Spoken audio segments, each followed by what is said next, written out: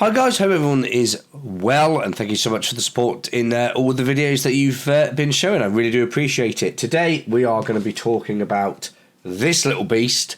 This is the Leica Q2 reporter, and wow, this thing is quite amazing actually, and you know, I'm kind of enjoying it, which I didn't think I would in a sense, but I am really enjoying the camera. Obviously, let's address the elephant in the room. I have a very bad sore throat, bit of a cold, so apologies for that if I sound a bit croaky. I am currently week 1 of 3 with this camera. Hi guys, Seb from the future here. Just to quickly butt in and say that after using the Q2 for the full 3 weeks, it is an absolutely outstanding camera. I agree 100% for what I said in this video with my first initial thoughts of it. Even though this was recorded, I'm sick again, typical. But you know, it's an absolutely fantastic camera. I really enjoyed using it, and I'd highly recommend it for someone who's looking for that shift between EVF, like hybrid camera system for Leica. Anyway, guys, that's just a quick insight for me. In the future, after using it for 3 weeks, we'll carry on with the video. And I thought, do you know what? I'm just gonna turn the camera on, start recording, and do my initial thoughts of it. This is the very first time that I have used an EVF well, okay, no. This is the very first time I've used an EVF Leica camera. The first time I ever used electronic viewfinder was on the first Hasselblad X1D, and it was atrocious. It was awful, and it lagged. It just was not good at all. I hated it. Thankfully, in the Q2 reporter, Q2, it's brilliant. The electronic viewfinder is quick, it's reliable, it really, you know, locks onto the subject. It's so good. The information that you get as well is brilliant. So you can't see this, but literally in the little top left, I've got a histogram, and on the bottom, you know, they have everything else like you would say, like in your DSLRs and bits and pieces like that. But it really is good. Another thing that I love, and we'll just talk about it right away, is obviously the colour. I mean, Kevlar body on it, on the front, and it's designed in a way that the more you use the camera, the fibres like raise up against the body, so it will give you better grip, apparently. But the grip, as it is built already, is fantastic. It is quite... Well, it is light. You know, I was going to say it's quite weightless, but there is a bit of weight to it, and it does feel good. But compared to the ME/M9 that I'm used to, the Q2 reporter is extremely lightweight. But it's more advanced as well, which is kind of like a no-brainer really. So we turn it on. You can hear straight away that the stabilization, because this lens has image stabilization built in, the sensor and everything is there. You get a live view of everything on the back, and then as soon as if you put your eye to it, you'd see that the sensor, so it senses that your eye is to the viewfinder, and then the preview on the screen will go off. Brilliant. Diopter for everyone. Built in here, one push of a button, turn to whichever you want, push back in, never going to hit it again. Brilliant. That is such a good design. I wish a load of other things were like that. This little button here, again, that's recessed, because we have a 28mm Summilux 1.7 on here, and I guess they want people to have... This is a camera that can do everything. That's what they're trying to do it as.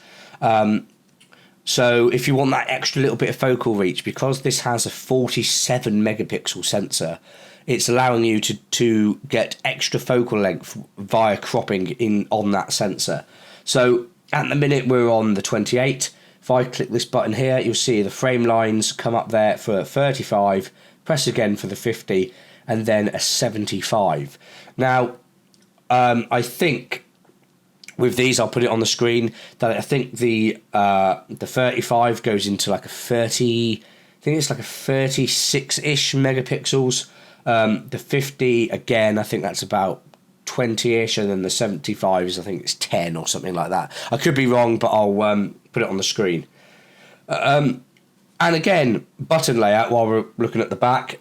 It's a touchscreen device, so you can touch to focus, which is, you know, kind of handy if you like that sort of thing. Menu system. This menu system is absolutely brilliant, and you know, it's touchscreen. You know, everything's there at a click of a button. You just, you know, click, press, bosh, done. You know, multi-field modes. You've just got absolutely everything that you need. You know, basically with a click of a button, which is so intuitive. You know, without, you know, on the you know, if everyone remembers the M9, we have the scroll wheel and you have to go around and start doing everything. Coming to something like this is just an absolute joy. Another thing in this camera, for those that are interested, it will do 4K video. Not something that I would look for in this type of camera, but it's there if you need it. And the best way of doing it, here, boom, photo, video, there you are. You're good. You know, you're good to go. And you've got all your settings just by a touch of a button, and on a slide scale here of shutter angle, speed, and you know, all your ISOs and everything. And then you want to go back to photo, boom, click, there you go. Really intuitive system. And again, if you're in photo mode and you want to change ISO, this button here is programmable, so you can do it for different things. Currently I have it, you set it up, you click it once, auto ISO comes up, then you can slide it to the right and you can choose all of your ISO settings. Absolutely fantastic, you know, ingenuity and you know, UI UX design there. Absolutely fantastic. Loads of functions, loads of things. I have used this basically just on autofocus all the time. The autofocus is good. I will say that when it starts getting dark, it is quite slow. And I don't know if they're using like a phase detection with this, but it is slower than the rangefinder at night time. But that's the only time. So I would say if you're a photographer that mainly shoots like night stuff or whatever, don't rely on the autofocus to hit that critical mark. I would say, you know, you have to go on here on the tab, there's a little button, you click it and it goes out of autofocus mode, and then you are in manual mode. I don't know if you can see, I'll just use the back screen here. This is actually a zoom. So as soon as you go in, it's critical focus, and it will do focus peaking as well. Focus peaking, I don't know, it is what it is. But this will also be on the viewfinder as well. So you can have a look, see if you're in focus, and then take your shot. Another thing that I do like about the shot is that once you take it, you'll have a preview image in the EVF as well. So if you're sort of like, you know, sat on the side of a street and there's like, I don't know, say an archway and you're waiting for someone to like walk through it, like in the centre of frame, you know, you can just keep looking, take your photo, yeah, that's great, and think, actually, do I want it a little bit more to the right? Do I want it a bit more to the left? It's quite an intuitive system, and I do like that. What else have we got here? So, shutter speed, 2000 of a second at the top. It will go higher than that. It does also have a electronic shutter mode. Obviously, we've just seen that added to the M11 as well. Aesthetics, however you want to pronounce it. I love it. The colorway is so good. They've retracted all of the color on the lens, and now it is, all the symbols are white, all the field markings, and then say like the auto aperture and bits and pieces like that are in grey. Another good thing about the Q2 is it actually is a built-in macro function. So there is a little slider here. As you can see, there is two dots here that indicate that you are in just the normal focal range of the 28. But if I just turn this slightly to the right, you can see that all of the feet markers, the zone markers here, change for macro. And then if you want to just come out of it, you just flip it back in. This is a really intuitive camera. And when I first had it, I was really surprised how light it was. I didn't think I was going to get on with it, only because I have had bad history with EVFs in the past. I'm so glad to say that that is not the case here. It is absolutely fantastic. The autofocus is bang on. I don't know if you can hear that, but it actually does take a photo. It is silent. It's absolutely silent. So, those of you who are on the street and busy people or scared of people hearing the shutter bits and pieces, this is a great camera. I mean, you could just go, click, click, click, click, click, click, click, click.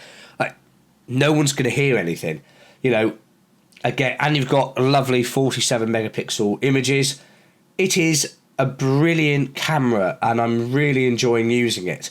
Obviously, this is week 1 of about 3 weeks. But the time you see this video, it'll be over, and I'll have all like the 3-4 week photos going up as I'm talking.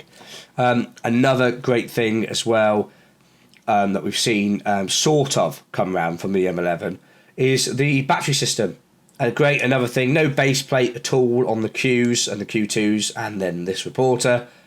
Simple click, push down, battery. That is so easy, absolutely love that. And then we have just a little door where we have our SD card in, and then we put that up and then flick that up. My only criticism that I would say is that we have to physically lift it down to take an SD card out, which is fine, brilliant. But then you have to manually force it up to stay in, else that's not going anywhere. It just lifts up. That's kind of I don't know how they would improve that, but I'd like to see that improved. What else? To be honest, I love this, how flush the screen is to the back. The M11 and also the other M cameras, they're slightly raised. This is completely flush with the back of the camera. Again, ergonomics is absolutely fantastic. I'm super impressed with everything that they've done with this camera.